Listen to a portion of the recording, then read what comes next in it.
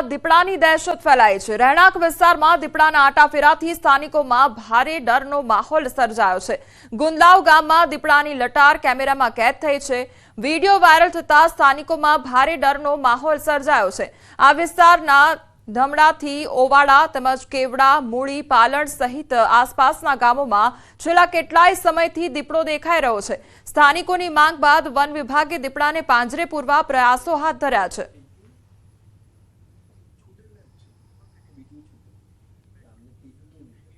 તો સુરતના માંગરોળમાં દીપડાના બચ્ચાનું રેસ્ક્યુ હાથ ધરવામાં આવ્યું। આંબાવાડી ગામે દીપડાના બચ્ચાનું રેસ્ક્યુ કરવામાં આવ્યું તો ઝાડીમાં ફસાયેલા બચ્ચાને વન વિભાગ દ્વારા રેસ્ક્યુ કરવામાં આવ્યું હતું। તો દીપડાનું બચ્ચું જે છે તે ઝાડીઓમાં ફસાઈ ગયું હતું, તેનું રેસ્ક્યુ વન વિભાગ દ્વારા હાથ ધરવામાં આવ્યું હતું।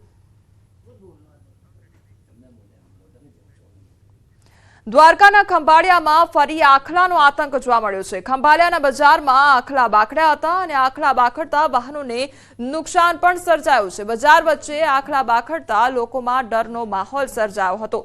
તો બજારની વચ્ચે જ આખલા બાખડ્યા હતા, તેના કારણે વાહનો ત્યાં આગળ હતા તેને નુકસાન સર્જાયું હતું અને લોકોમાં ડરનો માહોલ ઉભો થયો છે।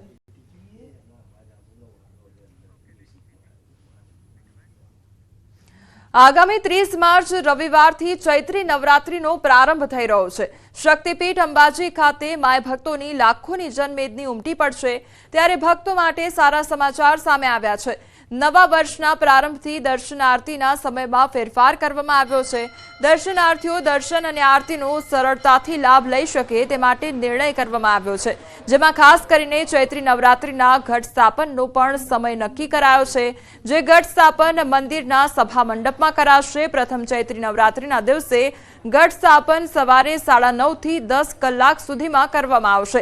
જ્યારે સવારની આરતી પર નજર કરીએ તો સવારની આરતી 7:30ના બદલે 7 કલાકે થશે। બપોરે રાજભોગ 12:30 ના બદલે 12 કલાકે કરવામાં આવશે, જ્યારે સાંજની આરતી 6:30 ના બદલે 7 કલાકે કરવામાં આવશે। આમ તો વર્ષ દરમિયાન 4 નવરાત્રી આવે છે, જેમાં 2 ગુપ્ત હોય છે અને 2 મોટી, જેમ ચૈત્રી નવરાત્રીને વાસંતિક નવરાત્રી અને બીજી આસો સુદની જે શારદીય નવરાત્રી કહેવાય છે।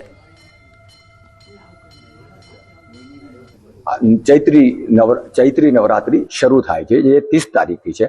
એટલે ત્યાં એ વખતે સવારે માતાજીના દર્શન 7:30ની જગ્યાએ 7 વાગે થશે। 11:30 સુધી માતાજીના દર્શન થશે।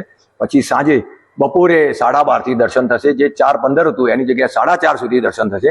અને સાંજની આરતી જે 6:30 જતી હતી એની 7 વાગ્યાથી 9 વાગ્યા સુધી માતાજીના દર્શન થશે।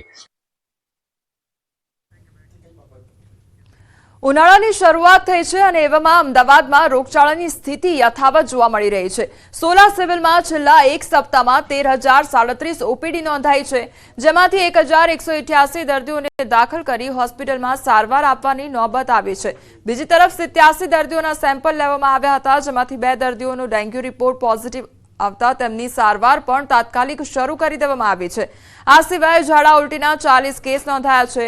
જો કે રાહતની વાત તો એ છે કે મેલેરિયા, ચિકનગુનિયા અને સ્વાઇન ફ્લૂના શંકાસ્પદ દર્દીઓમાંથી એક પણ દર્દીનો રિપોર્ટ પોઝિટિવ આવ્યો નથી। પરંતુ ઉનાળામાં લોકો પેટના રોગોથી બચવા માંગતા હોય તો બહારનું અને વાસી ખોરાક ન આરોગવાની સલાહ સોલા સિવિલ હોસ્પિટલના આરએમઓ દિવાંગ શાહે આપી છે।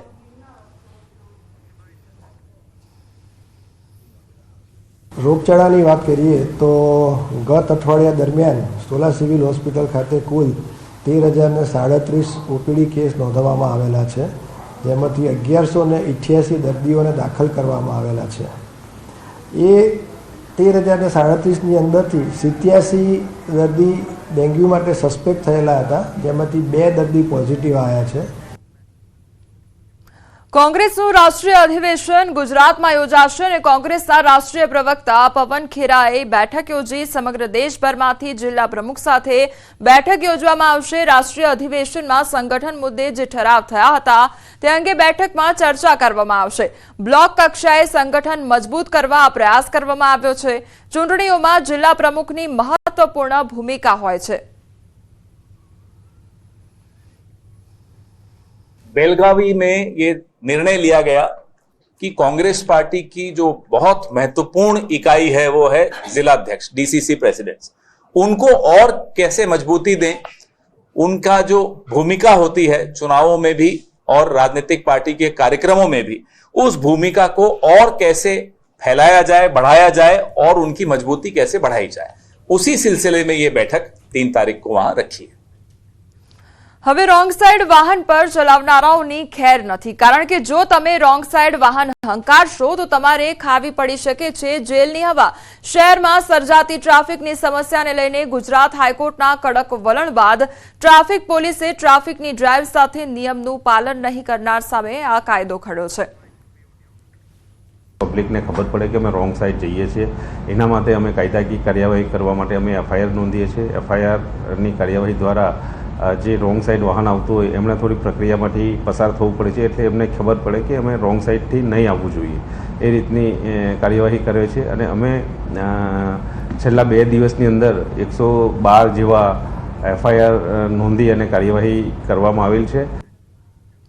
રિલાયન્સ ફાઉન્ડેશન અને યુનાઇટેડ નેશન્સ ઇન્ડિયા દ્વારા પરિષદનું આયોજન કરવામાં આવ્યું હતું। ભુજમાં સ્મૃતિવન ભૂકંપ મ્યુઝિયમ ખાતે પરિષદનું આયોજન કરવામાં આવ્યું હતું।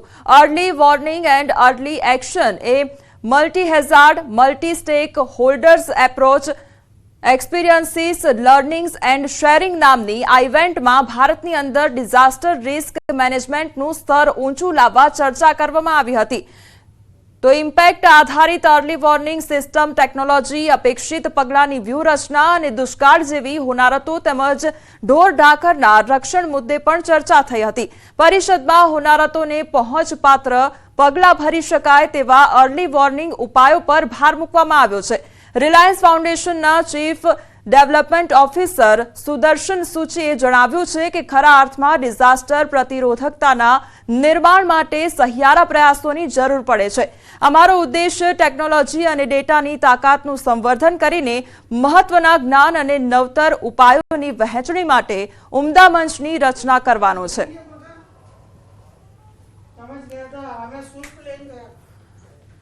હોનારતોમાં પહોંચવા પાત્ર તમામ પ્રયાસો હાથ ધરવામાં આવ્યા છે અને તેના કારણે જ આ પરિષદનું આયોજન કરવામાં આવ્યું છે। તો ભુજમાં સ્મૃતિવન ભૂકંપ મ્યુઝિયમ ખાતે આ આયોજન કરવામાં આવ્યું। Early warning to early action આખો પ્લાન જે છે તે તૈયાર કરવામાં આવ્યો છે।